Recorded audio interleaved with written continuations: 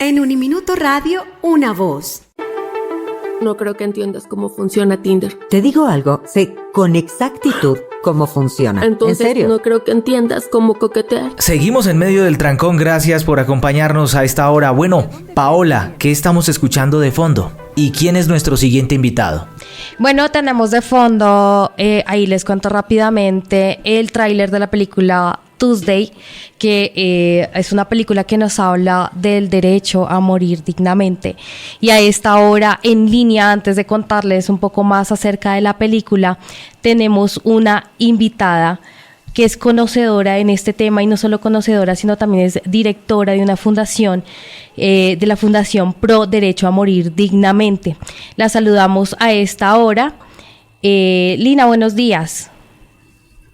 Buenos días, Paola, a ti, a todo tu equipo y a las personas que nos están escuchando.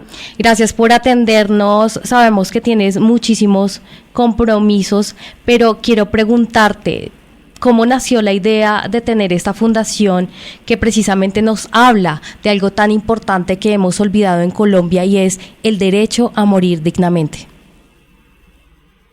La idea es una idea que se le ocurrió a Beatriz Coop de Gómez en 1979. Ella se dio cuenta de que en otros escenarios y en otras ciudades había la posibilidad de por lo menos pensar en el asunto de la muerte de una manera más coherente con las formas como hemos vivido.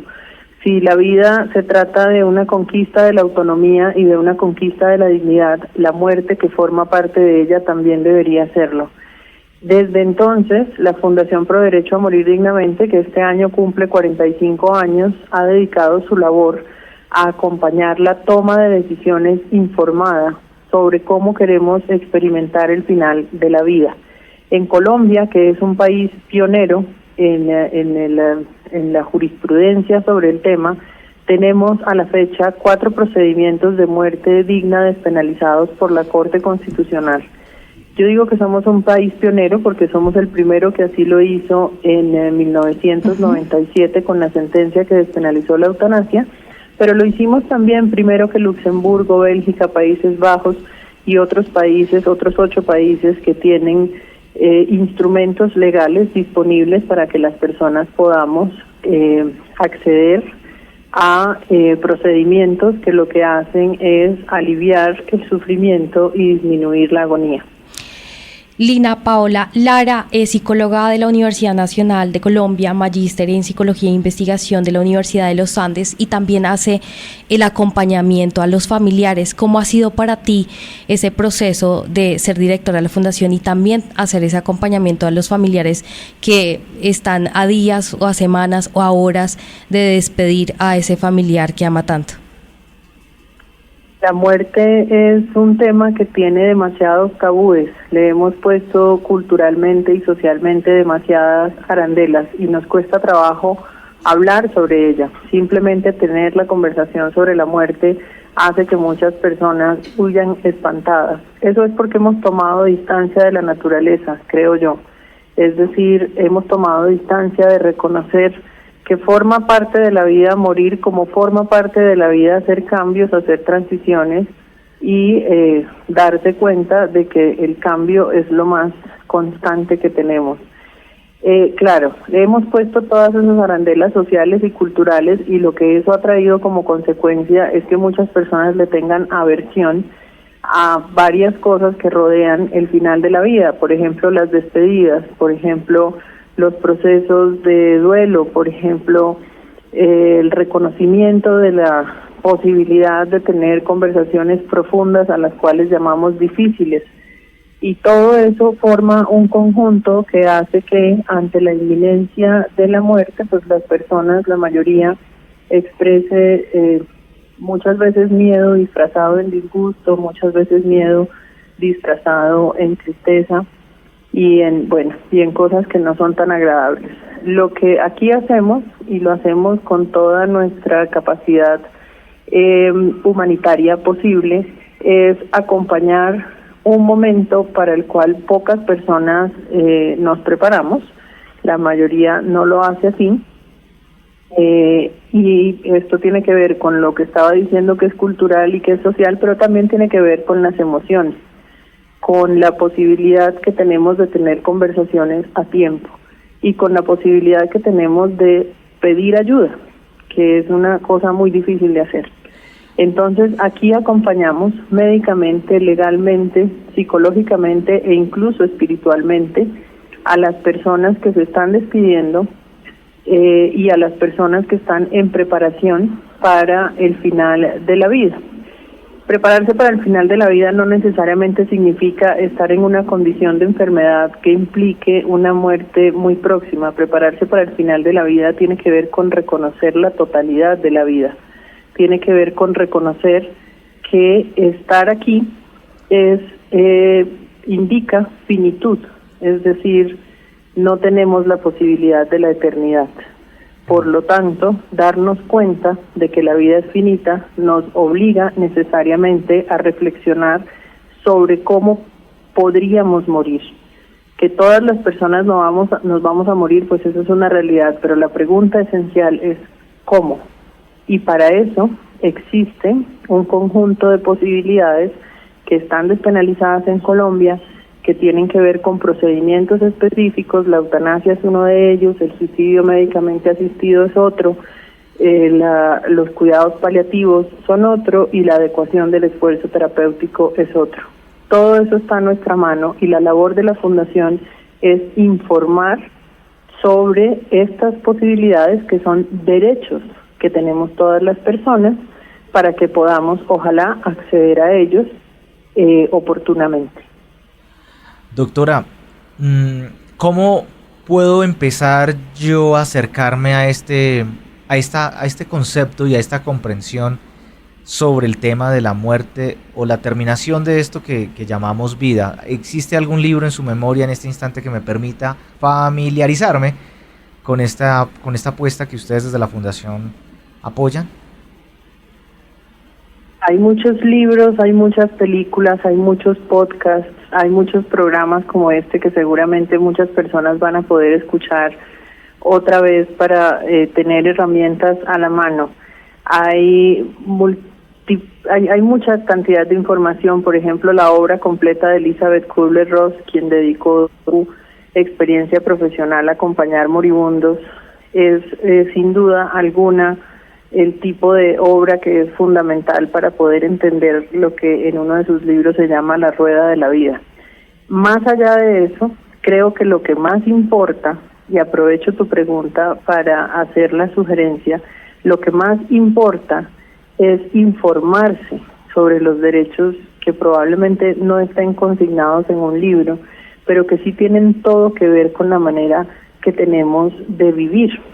Todos los derechos que tenemos a la salud y particularmente los derechos que tenemos a la muerte digna están consignados en la jurisprudencia disponible y aquí en la Fundación con el mayor gusto podemos, como paso cero, antes de cualquier otra cosa, el paso cero que les proponemos a las personas como tú que nos hacen esta pregunta es, por favor, lee y si estás de acuerdo, firma documentos de voluntad anticipada. Ese es un instrumento legal que tenemos todas las personas para, como el nombre lo indica, por anticipado, es decir, antes de que una situación sea crítica, dejar consignadas por escrito unas disposiciones que podrían ser las que consideramos acordes a nuestros principios y a nuestra manera de entender la vida y por lo tanto la muerte. En un documento de voluntad anticipada, lo que hacemos es tomar las decisiones por nosotros mismos, no esperar a que la situación sea crítica o a que otras personas que pueden ser cercanas o no, como por ejemplo los médicos que te atienden, tomen decisiones sobre cómo vas tú a morir. Entonces, aquí están disponibles y en nuestra página web los tenemos también a disposición, es www.dmd, de Derecho a Morir Dignamente, .org.co. Por favor, lee los documentos de voluntad anticipada.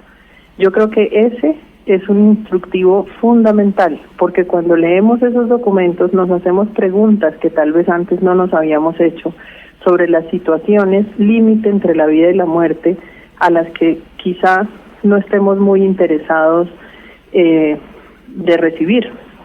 Cosas como, por ejemplo, los procedimientos invasivos, las cosas que producen dolor, las cosas que añaden sufrimiento, las cosas que prolongan innecesariamente la agonía, que están dentro de muchos protocolos médicos. Y eso es así no porque los médicos sean crueles, sino porque en las situaciones de vida o muerte, en el límite, digamos, los procedimientos que nos ofrece la medicina son bastante duros, Sí. dolorosos, y evitarlos es un derecho, es decir, decir yo no quiero que hagan conmigo estas cosas.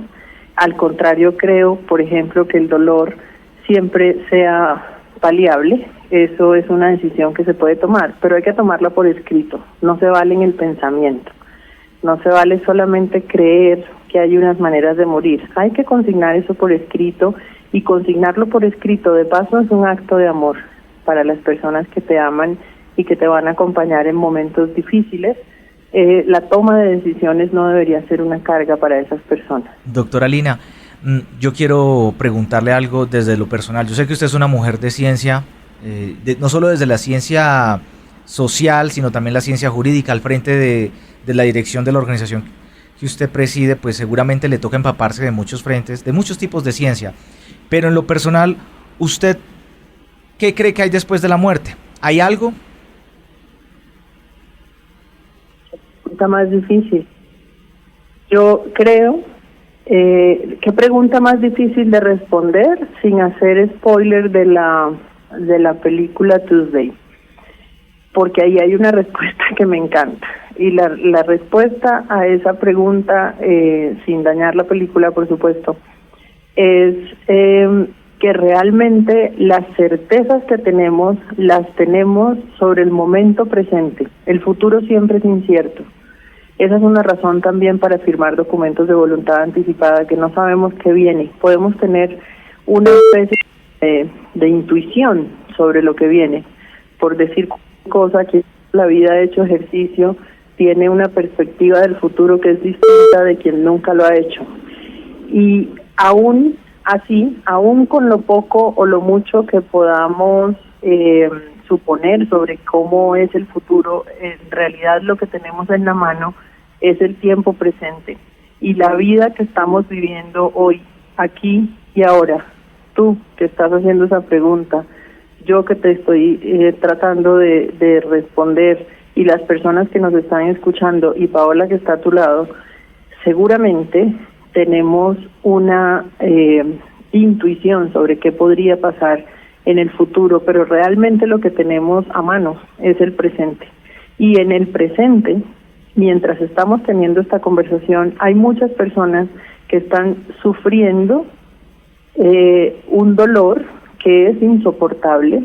Hay muchas personas que están poniendo la piel en tratamientos médicos que no necesariamente les producen una mejoría. Y esas personas que en el presente están experimentando esa situación, más que preocuparse por qué habrá en el más allá, seguramente se están preguntando muy en lo inmediato, en el más acá. Para esas personas, probablemente para nosotros que estamos teniendo esta conversación con tranquilidad, no, pero para esas personas yo te puedo asegurar, sobre la base de nuestra experiencia de 45 años, la muerte no es una derrota, la muerte puede ser un alivio. De manera que hablar sobre el futuro y sobre el más allá desconocido cuesta mucho trabajo cuando el más acá conocido y el presente es un presente en el cual la enfermedad ha tomado el control. Sí. Y eso es un motivo suficiente como para tratar de resolver el aquí y el ahora con la esperanza de que ojalá en memoria nuestra no haya heroísmo, sino la tranquilidad de haber obrado de acuerdo con las propias convicciones, con los propios principios y con los valores que han guiado toda la vida, la que hemos tenido estando sanos, tanto como la que hemos tenido cuando no estamos tan bien. Sí. ¿Sabe por qué se lo pregunto, doctora? Porque es que para uno que ha crecido con un sistema de valores y de creencias judeocristianas, le cuesta a uno desprenderse de esos arraigos que, que fueron infundados por padres, abuelos, familia, contexto, etcétera, y parte de uno de esos arraigos es en el creer que hay algo después de la muerte. Uh-huh. Y tomar la decisión de arrebatar lo que desde el imaginario judeocristiano nunca me perteneció, que es... O ponerle fecha, como sí, a mi día de muerte también. Sí, exacto. Y lo del día, eso no está en nuestra potestad, eso es lo que está en el imaginario, ¿cierto? Entonces, por eso, ese creer que hay algo después de me lleva a pensar que si, desde mi arraigo judeocristiano, que como yo estoy tomando la decisión de morir y no lo está haciendo el que me dio la vida, que pues estaré condenado a algo después de que yo arrebate con mi existencia en este plano. Entonces, cuesta un poquitico llegar cuesta llegar un poquitico a ese punto en el que usted y muchas personas en nuestro país están. Claro, yo lo entiendo perfecto, y si te estoy entendiendo bien, debe ser ese el tipo de dilema moral que enfrenta una persona suicida, es decir, una persona que resuelve quitarse la vida que, como tú dices, otro le otorgó. En este caso no estamos hablando de eso. La muerte digna no tiene nada que ver, en principio, con la toma de decisiones en contra de la vida. La muerte digna tiene todo que ver con un principio fundamental al cual apelamos, y es el principio de que la vida que vale la pena ser vivida es la vida digna. La prolongación de la vida biológica por medio de las herramientas tecnológicas, de las herramientas científicas, de las herramientas farmacológicas con las cuales hoy cuenta la medicina, no tiene mucho sentido para quienes defendemos la vida biográfica. Es decir, estas personas que somos nosotros tres, Paola, tú y yo, que tomamos decisiones sobre cuándo, a qué hora nos levantamos, qué comemos, cómo nos vestimos, a dónde vamos, con quién conversamos, sobre qué trata nuestro día, hacemos programaciones, agendas, nos reunimos con gente, abrazamos, besamos, comunicamos lo que sentimos, decidimos cosas tan simples como preferencias que tenemos sobre qué comer, qué ver en la televisión o si ir al cine. Cosas como esas son nuestra vida biográfica. La medicina tiene avances importantes para defender a toda costa la vida biológica, es decir, alguien que respira con un respirador. Y eso, formalmente hablando, aun cuando todas las personas necesitamos la vida biológica para existir, nuestra vida no se reduce a eso. Nuestra vida es mucho más. Para algunas personas hay situaciones de enfermedad en las cuales lo único que queda es la vida biológica.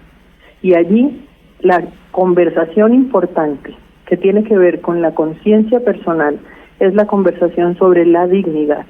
¿Hasta dónde es digno vivir de un modo que no fue dado? Te voy a decir una cosa adicional que aprendimos aquí hace mucho tiempo con nuestro asesor espiritual, que es un sacerdote.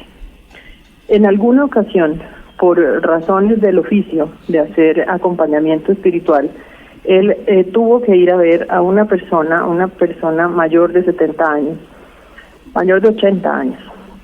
Y esa persona hizo lo que los médicos llaman un paro cardiorrespiratorio. Es decir, esa persona se iba a morir. Y en una sala de emergencias hicieron unas maniobras, le intubaron, le conectaron a aparatos que hacen las funciones biológicas artificialmente, y al salir de la intervención, el médico abrió la puerta y dijo, la resucité. Y eso, para una persona católica, son palabras mayores. Sí. Y lo que el sacerdote decía en su reflexión al respecto era, el Señor la llamó por medio de un paro cardiorrespiratorio, y una persona humana se interpuso y no permitió que esa persona se reuniera como correspondía ese día con quien, como tú dices, le dio la vida. Yo sé que lo que estoy diciendo merece una conversación mucho más amplia que esta que estamos teniendo aquí. Sí. Y yo sé que para muchas personas los dilemas morales y los dilemas espirituales tienen mucho, pero mucho, de creencias infundadas y de prejuicios que tenemos. Por eso dije desde el principio que esta es una conversación profunda. Es una conversación en la cual aquí nosotros tres podemos tener una opinión, pero la realidad en la que existimos es que los derechos son derechos, no opiniones ni creencias. Una persona que está sufriendo mucho dolor en este instante, que está en estado terminal, por ejemplo, o que está en estado vegetativo, seguramente tiene una experiencia vital tan distinta de la de nosotros tres, que lo suyo no sería una opinión, sino probablemente un reclamo de un derecho y muchas veces una súplica. Por favor, ya no más. Wow. Pues Lina, Paola, muchísimas gracias por tu tiempo. Sabemos que tienes más reuniones y demás. Gracias por esa sabiduría y por darnos a entender un poco más acerca de lo que haces en la fundación. Esperamos, como bien dices, tenerte más adelante con más tiempo aquí en Uniminuto Radio para hablar de ese tema tan importante que es el derecho a morir dignamente. Que así sea. La Fundación Pro Derecho a Morir Dignamente es su casa. Aquí las conversaciones son profundas. Bienvenidas y bienvenidos. Mil gracias y feliz mañana.